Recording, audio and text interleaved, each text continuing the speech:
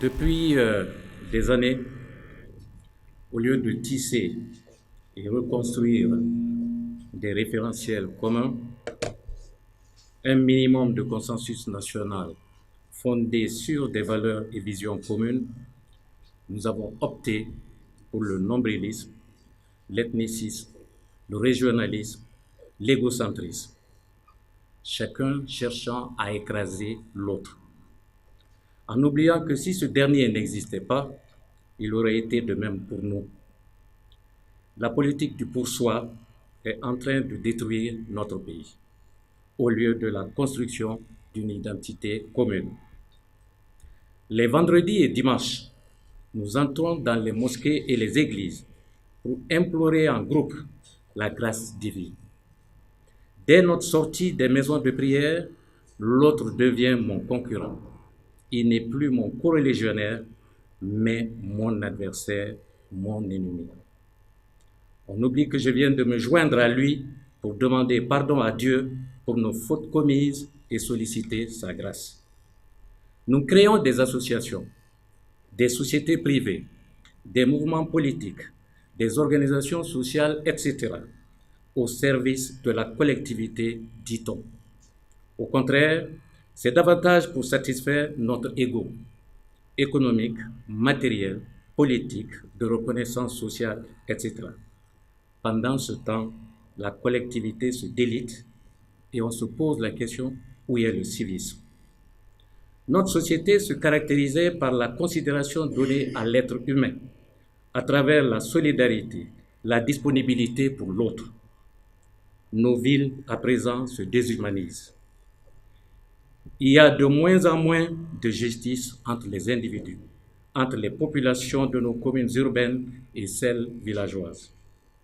Et après, on crie « la Guinée, la Guinée, la Guinée ». Le pouvoir divise.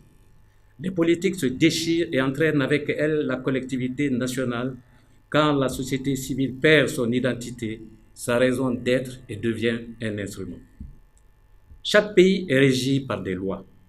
Est-ce normal de les mettre de côté pour créer un consensus? Oui, si c'est pour faire la paix et le développement.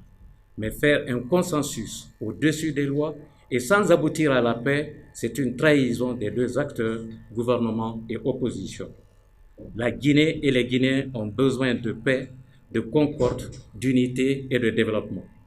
Les uns et les autres, arrêtez les propos incendiaires et va-t-en-guerre.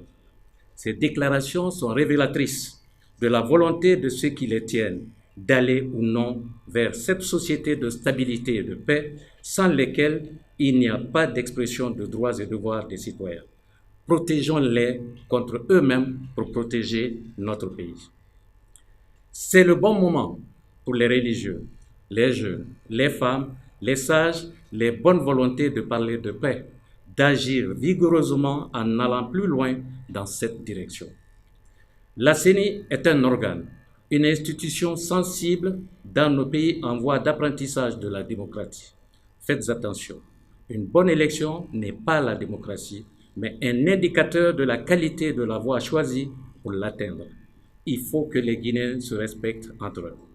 Monsieur le Président de la République, ni l'opposition, ni le syndicat n'ont de bilan à présenter.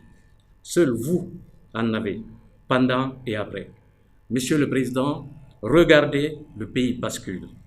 Ceux des Guinéens qui aspirent à être au pouvoir doivent savoir que c'est plus facile de construire un pays en voie de redressement que de le relever quand il est à terre.